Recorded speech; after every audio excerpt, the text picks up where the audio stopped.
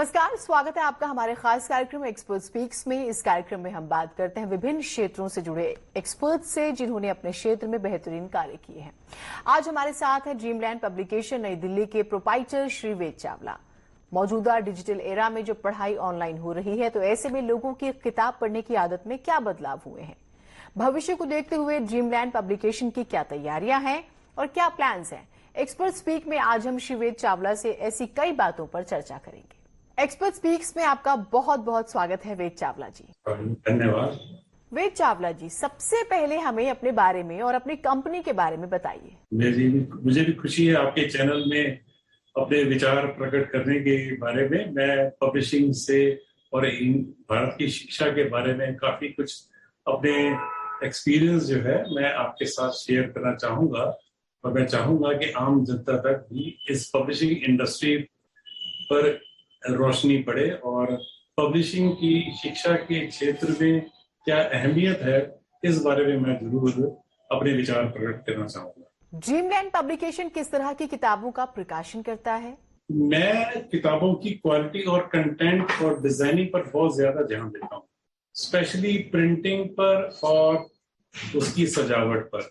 आजकल आप जानते हैं हर आदमी जो है वो अच्छी लुकिंग, अच्छी सजावट को पसंद करता है, किसी भी लाइन में हो। तो बच्चों की कंटेंट प्रिंटिंग और डिजाइनिंग में जब स्क्रिप्ट होता है, स्क्रिप्ट को अच्छी डिजाइनिंग के साथ पेश करने में और उसको प्रिंटिंग और बाइंडिंग को ध्यान में रखते हुए मैं किताबों को पब्लिश करने में ज्यादा विश्वास रखता हूँ। इसके लिए मैंने विदेशी प्रकाशकों से और अंतरराष्ट्रीय पुस्तक मेलों में और प्रिंटिंग मशीन की कम प्रदर्शनियों से मैंने काफी सीखा है। भारत में अभी भी पब्लिशिंग जो है बहुत स्मॉल स्केल सेक्टर पर चल रही है, और पब्लिशिंग की जो एक रोल है शिक्षा के लिए, वो रोल जो है पूरा अभी तक निभाया नहीं जा रहा। भारत की जो सरकारी संस्थाएं हैं जो किताबें पब्लिश करती हैं, टेक्स्ट बुक्स वगैरह, और इस तरह प्राइवेट पब्लिशर भी जो टेक्स्ट बुक्स पब्लिश करते हैं, वो किताबों की क्वालिटी और कंटेंट को बहुत ज्यादा ध्यान नहीं देते, जिससे क्या है कि भारत की लिटरेसी जो है बहुत ज्यादा प्रभावित रही है। बच्चे ड्रॉप आउट्स होते हैं, पढ़ने में उनका मन नहीं लगता, कंटेंट जो है वो समझ नहीं आता।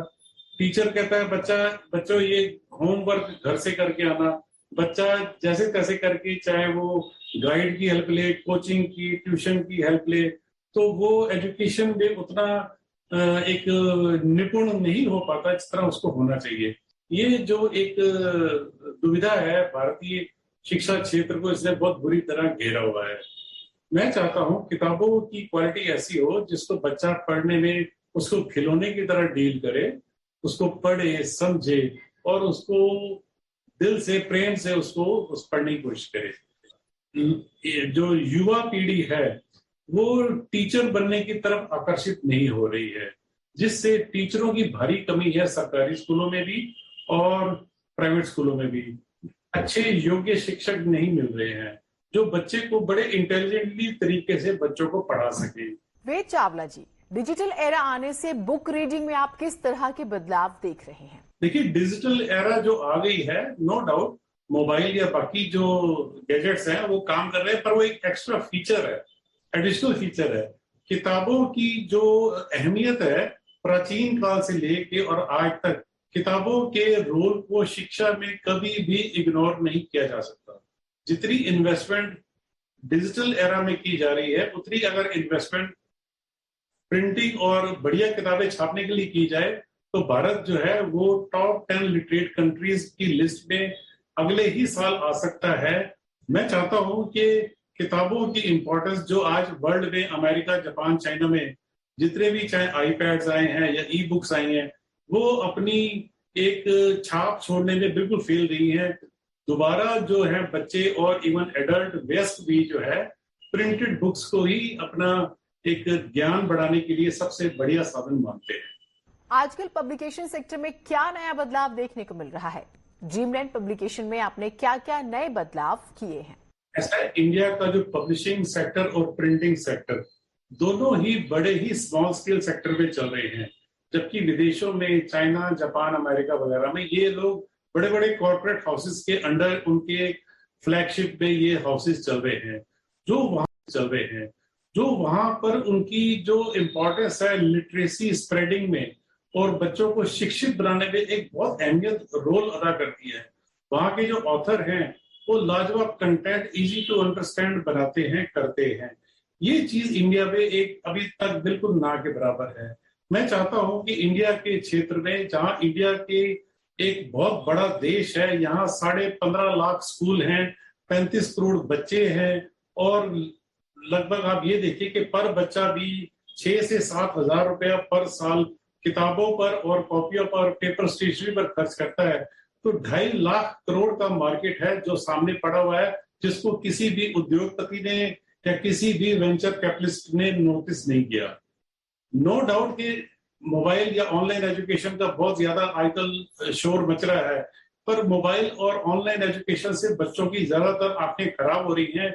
ये बच्चों को उतना बढ़िया रिजल्ट नहीं दे पा रहे हैं जितना प्रिंटेड बुक से बच्चों को पढ़ने में मजा आता है।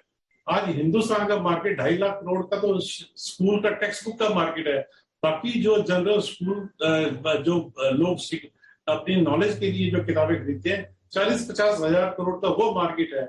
विदेशों में जो बड़े बड़े चाइना में और अमेरिका में और इंग्लैंड में 1-1 लाख स्क्वायर फुट में वो बुक स्टोर्स बने हुए हैं, जो इतने लाजवाब बुक स्टोर्स हैं जिनकी लिटरेसी स्प्रेडिंग में उनकी भी एक बड़ी अच्छी खासी एक अहमियत है। मैं अभी चाइना गया था, अमेरिका भी गया था, वहां देखा तो जितने बड़े बड़े हिंदुस्तान में मॉल हैं, पूरे मॉल का पूरा फ्लोर जो है वहां पर बुक स्टोर खुला हुआ है, जो हर विषय पर, हर सब्जेक्ट पर, हर एज ग्रुप के लिए किताबें उपलब्ध कराता है और लोग वहां लाइन लगा के किताबें खरीदते हैं। कोरोना के मुश्किल दौर में आपने किस तरह अपने बिजनेस को आगे बढ़ाया और इसके लिए आपको क्या बदलाव करने पड़े?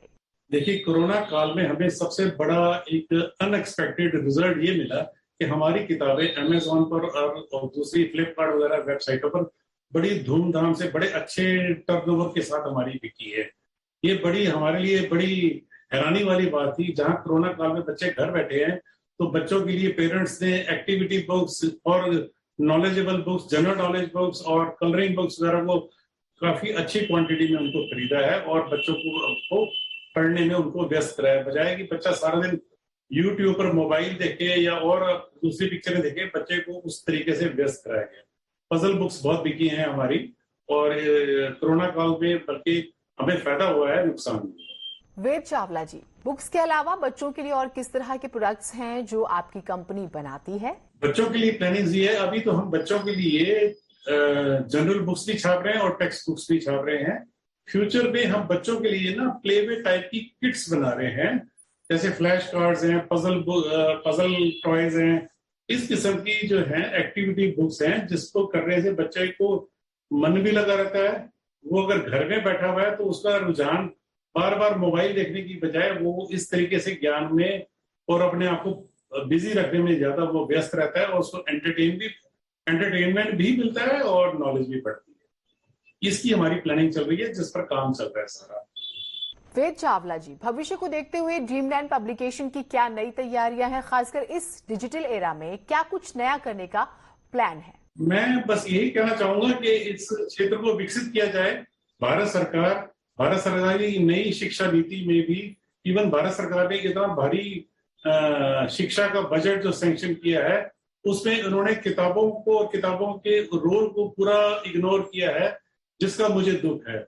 मैं भारत के उद्योगपतियों से भी निवेदन करूंगा, क्योंकि मैं तो एक स्मॉल स्केल सेक्टर का एक पब्लिशर हूं, कि वो इसमें ध्यान दें और भारत के बहुत बड़े 2.5 लाख और 3 लाख करोड़ के मार्केट को कैप्चर करने में एक अपने आप को थोड़ा अग्रणी बनाए, थोड़ा इसको गहराई से इसका अध्ययन करें और उनको बहुत ही अप्रत्याशित लाभ के साथ उनको बहुत जबरदस्त बिजनेस और मार्केट कैप्चर करने का, विद एक्सपोर्ट ऑर्डर्स कैप्चर करने का उनको एक मौका मिल रहा है, जो अभी तक जिस पर किसी भी उद्योगपति ने भारत में ध्यान नहीं दिया। वेद चावला जी, किताबें हमारी सच्ची साथी होती हैं और ये दोस्ती और भी मजबूत होती रहे, इस दिशा में आप जो प्रयास कर रहे हैं वो सराहनीय है। एक्सपर्ट स्पीक्स में आज हमसे बात करने के लिए आपने अपना कीमती वक्त निकाला, इसके लिए आपका बहुत बहुत धन्यवाद। इस कार्यक्रम में बस इतना ही। अब मुझे दीजिए